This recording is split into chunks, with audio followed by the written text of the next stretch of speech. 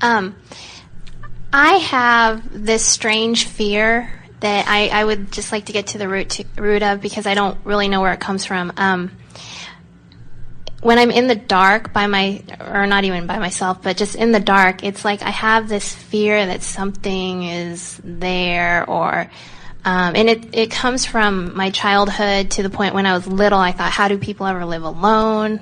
And I would express that to people, and people would say, well, thinking I was afraid of robbers or something like that. And it wasn't that. It was something unknown.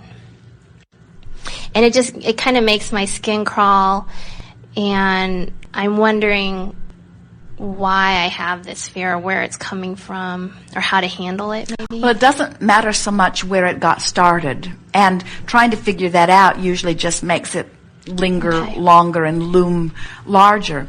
But it is worth acknowledging that it is an uneasiness that is based upon a feeling of lack of security, and that a feeling of security is what you're reaching for instead of that. In other words, we want you to think of, rather than getting rid of the fear, of replacing the fear with a feeling of well-being. And so you say, well, under normal circumstances, I don't fear the dark. Yesterday morning, Jerry and Esther left Dallas at 3 o'clock in the morning.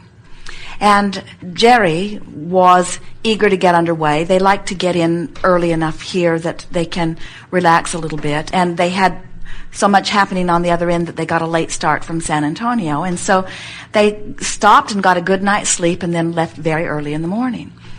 And the campground that they were parked in was hard to park in the daylight. It was awkward, and there were lots of barricades and odd angles to it, and it took some effort for them to even get into their parking place in the daylight. And so when they awakened and Jerry announced that he wanted to leave in the dark, Esther felt uneasiness come over her right away. And it was valid uneasiness, because with that big rig, you can't see where all of the places are touching. In other words, you're wanting to watch that you're not bumping the tree up here, and you're wanting to watch that you're not running over something down here.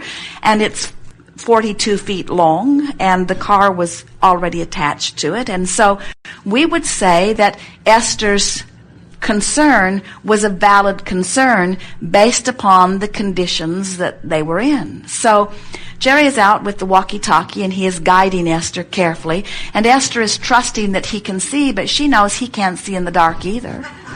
And so he guided her to come out, and they made the calculation that it was better to go this way than that way because of what they had seen the day before. And they came to a corner that logistically they just could not manage. The coach was too long. There was too much to do. And Jerry said to Esther in the walkie-talkie, "Stop right there. If you keep going, we're going to bump the car on this retaining wall that had been built." And Esther said, "And if I try to avoid that, I'm going to hit the tree with the motor coach." And in this contraption, you cannot go backwards. In other words, it's a hitch that can only be pulled forward. It is not encouraged to go backwards. And so Esther got out, and Jerry assessed it, and they concluded that if they went inch by inch, that maybe they could maneuver it. And they went inch by inch and calculated what was happening with each inch, and it took over an hour, but they managed to get past this barricade with no problem whatsoever. But we say Esther does not have an unreasonable fear of the dark. Now, what do we mean by that? We mean there are things you can't see as well. And you've had experiences where if you are accustomed to making your decisions based upon your physical senses, and one of your physical senses is impaired as it is in the darkness, and you're trusting that physical sense above all other senses, and you find, in other words, we're wanting to say to you, we don't think that you should calculate your fear of the darkness as an irrational thing. You just can't see as well. You can't make as many clear decisions. There are unseen things. Your sense of well-being cannot be concluded as accurately in the dark as it can in the light. Now, a sense of well-being is another thing altogether. In other words, Esther did not really lose her sense of well-being. She just lost her ability to be able to calculate distance as well. You see what we're getting at? Mm-hmm.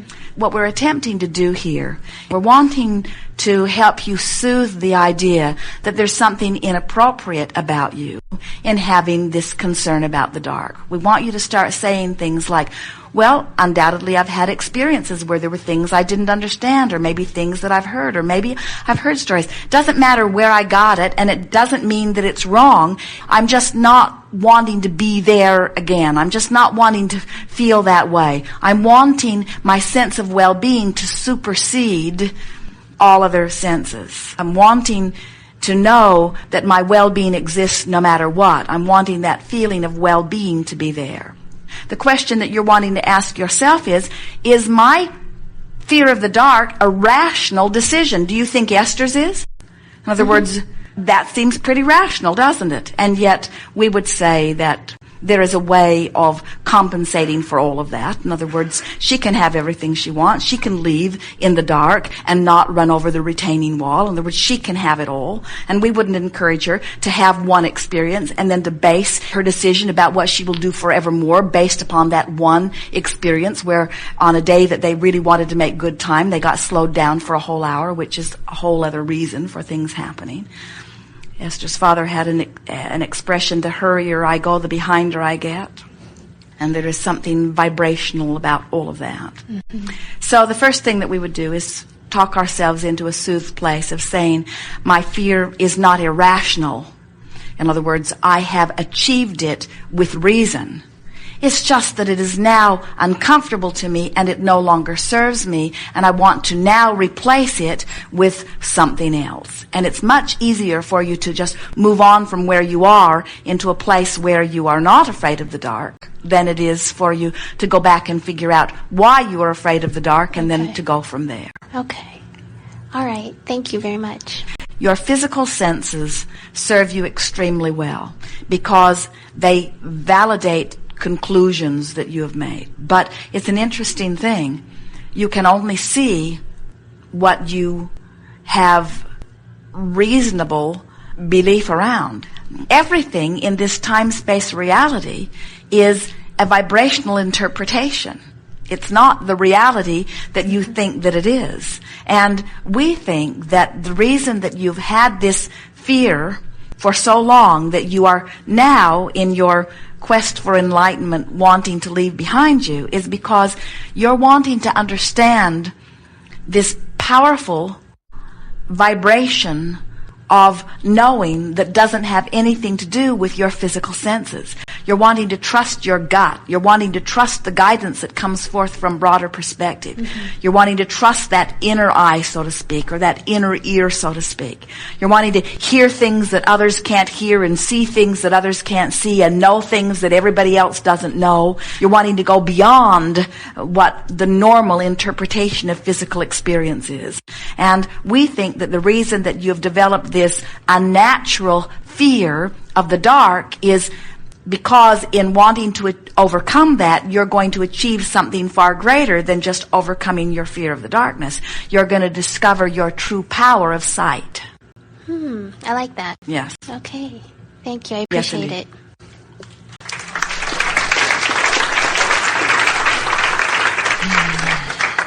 I'll make this one. Hi. I was sitting at work an hour ago. I had no intention of being here today. That's why your question is unanswered. That explains everything. And everything lined up. I left. I came. I'm here. But while I was sitting there, and I guess why I'm sitting here is I'm supposed to ask this, is I was told you had a question for me. Actually, no. Okay. Well, we did. We asked you a question. We said, you have a question that hasn't been answered? You're just helping us to talk about what we've been talking about all day here today. You missed it, so you didn't hear us say that this gathering gathered before your bodies even got here. Right. And that every question would be answered in a comfortable way as the day is unfolding. And you just helped us to make that point in an even stronger way. All is well with you. Is there something that you are seeking the answer for? In other words, yes, I do. But because you asked that, I had to answer this way. But this is my question. Through life, I go through getting glimpses or feel or touches of a true purpose or essence of who I am and my deliberate purpose for being here. And then I fall out of it. What I do, I'm very successful with. I make great money. I'm married. I have a child. My life is so complete. You talk about joy. I wake up in joy and I live in joy. And yet I feel myself stretching towards a purpose. I go to meetings and I can feel what people are thinking, and I can walk up and give them an answer to a question they have not answered. How do I move in that direction and be more available, which brings me joy to others? Well, you've answered your own question, but we'll walk around it slowly with you. If doing that brings you joy, then by all means do it. But we don't want you to have any sense that you're here with some necessity of offering some sort of service, because that's not what you are here for. When you say, my life is joyful, and I want to know what my purpose of life is, we say, if your life is joyful, you've already found your purpose. We talked about this before you got here today, that if you were going on a vacation, you don't go with some purpose of accomplishing something. You go for the fun of going. And that's what this life experience is about. It's just a continual unfolding of opportunity for you to express yourself in some meaningful way for the purpose of experiencing joy. People say, well, what is this all about? And we say, you come with this triad of intentions of freedom and growth and joy. And they say, yes, growth, growth, growth. And we say, yes, growth is inevitable. You cannot help but expand. The basis of your experience is freedom. You're so free you can choose bondage. You can choose any thought and the universe will actualize around it, you see.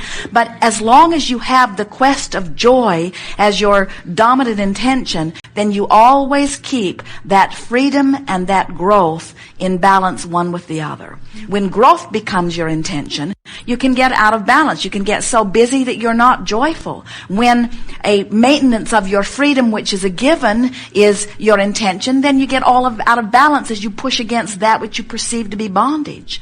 But when you understand that your quest for joy is your reason for being, and you selfishly care more about finding joy moment by moment, thought by thought, conversation by conversation, memory by memory, speculation by speculation. You begin to monitor your thoughts and pay attention to the thoughts and to deliberately choose thoughts and television programs and movies and comrades in fun. In other words, you make all of your decisions based upon the potential for joy that it might give you. Now you have come into vibrational alignment. That's what you came to hear from us today, and it's what you were born to teach. We have enjoyed this interaction immensely. Thank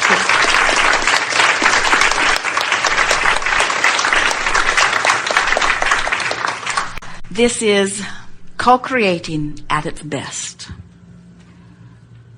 We have discovered many leading-edge thoughts here. Esther said, I'm going to listen to these and ask Abraham to write a book on 15 different topics. In other words, she felt us tiptoeing into new places again and again.